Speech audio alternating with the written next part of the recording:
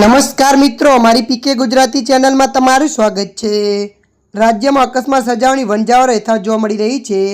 ત્યારે બનાસકાંઠાના ડીસામાં બે ટુ વ્હીલર સામસામે ટકરાતા એક વ્યક્તિનું કમકમાટી ભરી મોત થયું છે, જ્યારે એક વ્યક્તિ ગંભીર રીતે ઇજાગ્રસ્ત થયો છે।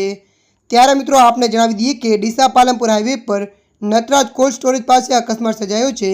બનાસકાંઠાના ડીસામાં બે ટુ વ્હીલર સામસામે ટકરાતા એક વ્યક્તિનું મોત થયું તેમજ એક વ્યક્તિ ગંભીર રીતે ઘાયલ થયો છે।